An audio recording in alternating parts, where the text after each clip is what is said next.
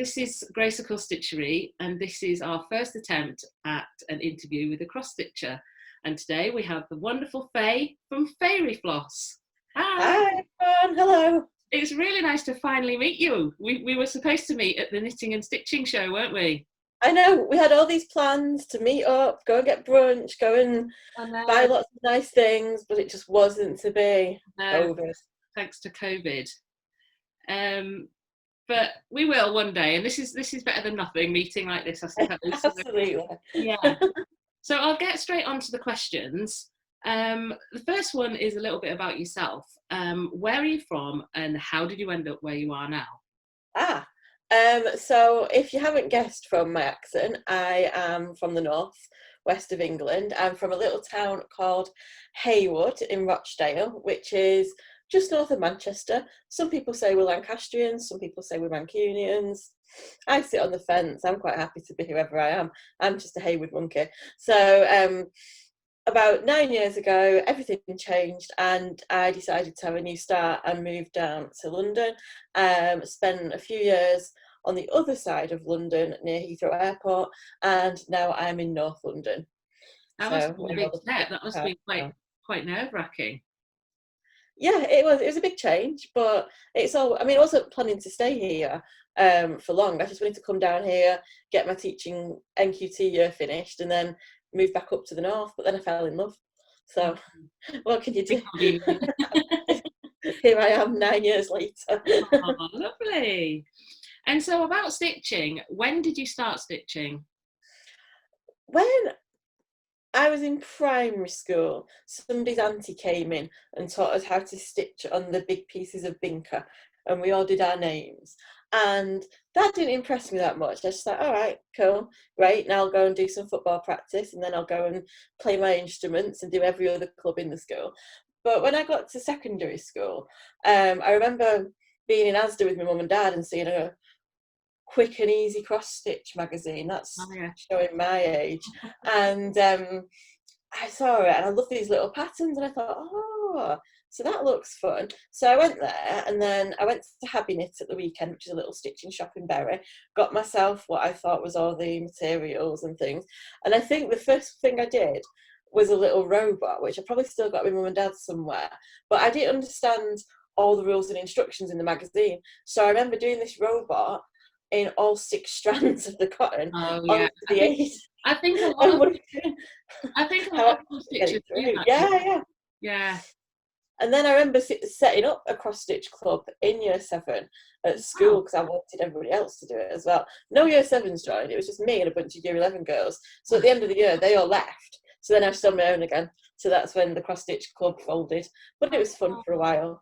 And then I work at a school, and I keep thinking I'd really like to set up a cross stitch group for the 6th formers, but I don't know because they're so busy with their A levels. I don't know whether they'd have time to come really. So, but it's a great therapy. It's a great distraction for them in the time that they're not studying as well.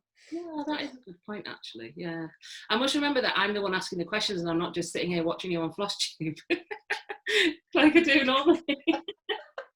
Right. So, when did you discover? Speaking of Flosstube, when did you discover? Oh my god, is that what it feels? It does, yeah. I keep thinking, oh, I'm watching Fayrie Floss on the Flosstube. When did you discover Flosstube, and who are your favourite Flosstubers? So we had a few technical difficulties there, but I think we're back now. So my next question is, when did you discover Flosstube, and who are your favourite Flosstubers? So I'm quite a newbie to Flosstube. I think I discovered it at the start of lockdown. Because I've been stitching for years and years and years, but I didn't realise there was this whole world out there of Facebook groups and Flosstube. And then one day at the start of lockdown, when I bought myself some new kits, I think I was looking for some, I don't know what I was looking for on YouTube, but then I think I just stumbled across one Flosstuber, then a few more, and then realised it was a thing. And then it opened up this whole new world of stitching that I've never done before. I didn't realise that all these different dyed fabrics were out there till this year. And so, yeah, I think since about Easter I've been watching Flosstube, set up my channel, I think the end of April, beginning of May. And the people I've been watching that have been inspiring me, apart from Graceful Stitchery, of course, is I watch Coffee Stitcher. I love Dizzy Stitcher in Australia and all his Hades. There's so many people. I'm going to forget somebody, but I love watching Jan Hicks. I love watching the Sunshine Stitchers. Who else do I watch regular? Lindy Stitches. I think she's absolutely brilliant. And there's so many more to mention that I probably haven't there. Yeah. Have you ever watched Married with Stitches? I love them too. They Yeah, are so much fun. yeah, I like them. Okay, and so who would you say are your favourite cross stitch designers, or whose designs do you like to stitch? Oh, I love Lindy Stitches. I thought I you might just find say. her so quirky. I've got so many of her patterns. She's just so quirky and fun, and she just brings a little bit of extra joy to what she does. And I love Duran Jones as well, actually. Yeah, I just think her palettes that she chooses just come across so nice on her patterns. yeah. Okay, and what's your preferred fabric and threads? Do you use any fancy threads or anything like that, or? I love. I've not got many fancy threads, but I got some Glorianas for my little small chatelaine that I've been working on. And somebody said to me, "Oh, it's like butter. Once you've started using silks, you'll never go back." And it is. You do feel the difference when you bring the silk through Right. the fabric. Fabric wise, I use anything. If it looks good, then I'll Do use you it. have a favourite count, or? I like 16 count Ada because it's just that little bit more petite. It Yeah, just brings it out a little bit more. yeah, And I do like weave and the linen as well. I've yeah. not tried anything on a tiny count yet, but I'm No. sure I will. Yeah. And where would you say is the strangest place that you've ever stitched? When I was a supply teacher, I had nothing to do in the staff room because nobody speaks to supply teachers. They just ignore you. So I thought, well, actually, if I'm going to be ignored, I might as well do something. So I have stitched in many staff rooms in the northwest of England, and people just people sit even further away from you then, which is actually quite good, I think. Yeah. Occasionally it stimulates a bit of conversation with somebody, but Yeah. most of the time it's just like, oh god, she's weird, let's just keep her in the corner. So I Yeah. got my own little stitchy spot in so many different schools Oh, that's for a couple of years. I mean, Yeah. probably at a football tournament in between matches. Oh, fun. They can drag on sometimes. Oh, I can Um, imagine. right. Is there a project you've started but you can't face finishing? There is actually. I bought the Positivity Rules sampler at the start of lockdown, and when I first got it, the first part of it I quite liked, but then when the next bits of the cell started opening up, it just didn't sit with me at all. I didn't like the colour scheme. I didn't like the. It was stitch and even weave, which I found was a bit of a waste of time because it's just so blocky. Like there was no detail to it really, and I regret that I've not carried on with it. But I found it so boring, I had to stop doing it. Mm, But it cost me about £35, which makes me want to finish it yeah. because otherwise that's a lot of money that I've Yeah. spent on nothing. So I think I will finish it and then try and donate it to a charity or somebody that would really appreciate it. Like, there's a little church around the corner that always gives so much to us Yeah. on the estate that we live at. So maybe if they wanted it for their church, because it's quite nice. It's got all those little words like patience and Yeah. I can't remember now, but yeah. Exactly which one you mean. You could maybe change the colours or something. I could. That takes a lot of effort for something I'm still not sure about. Yeah, I know what you mean. Yeah. So where are you up to now? Oh yeah, is there a unicorn project that you know your dream project that you'd love to stitch? Oh, so I do like the Amy Stewart bookshelves, the Hades, because there's Yeah, so much detail. Yeah, yeah. stitching type. My friend Stitchy Gem this morning, she's just purchased the animal bookshelf, which Oh has got wow. all the different animals lined up, and there's a travel one as well. Right. Um, they, if it was a Hade, those, but otherwise a chatelaine. Yeah. Um, maybe the peacock one. I've got a chatelaine, and I've just ordered the materials to do so. But there's just so many of them that just look amazing. Yeah, lovely. What was yours? Mine. What's mine? Did you say? Yeah. Mine was for a long time the Henry VIII, because I saw it at the Henry VIII and his Six Wives. I saw it at the Knitting and Stitching show a few years ago when I went, and I fell in love with it then. And I thought one day I'm going to do it, and I have done it now. I still haven't framed it, it's just rolled up there, and it's actually quite heartbreaking. I need to get around to framing it.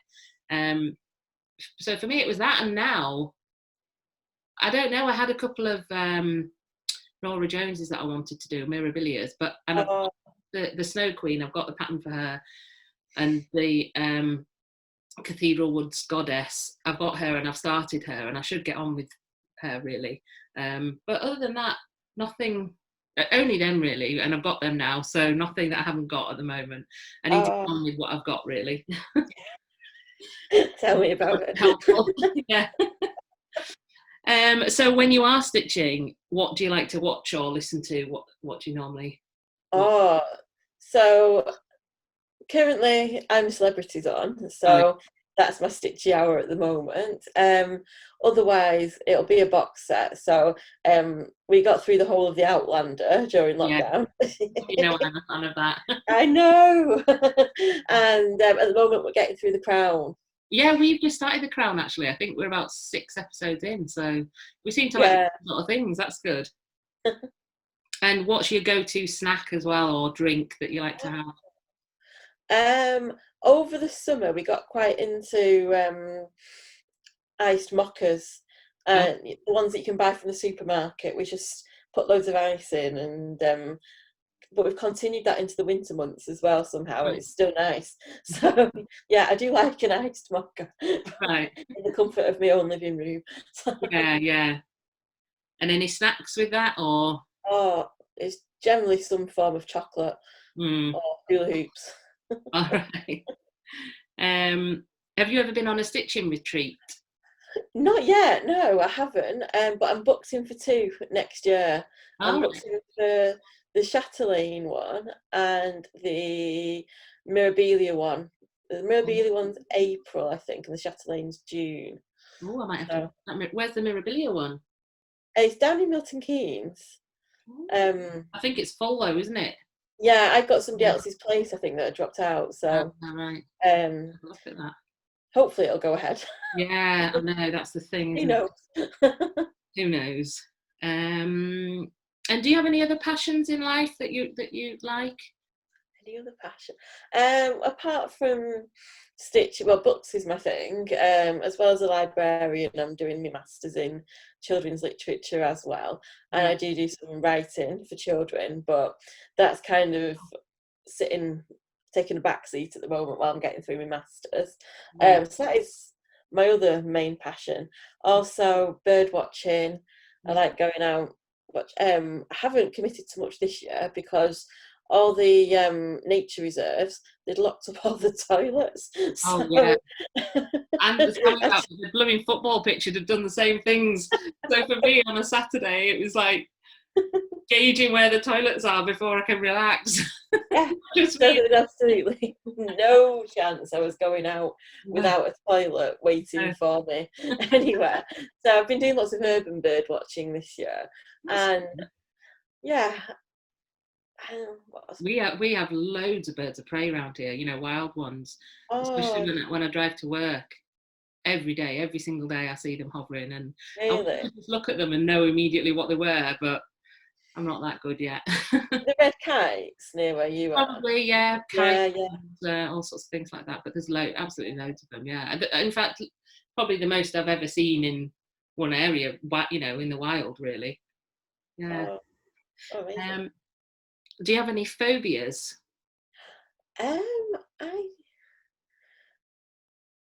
I'm not good at heights, I'll be honest.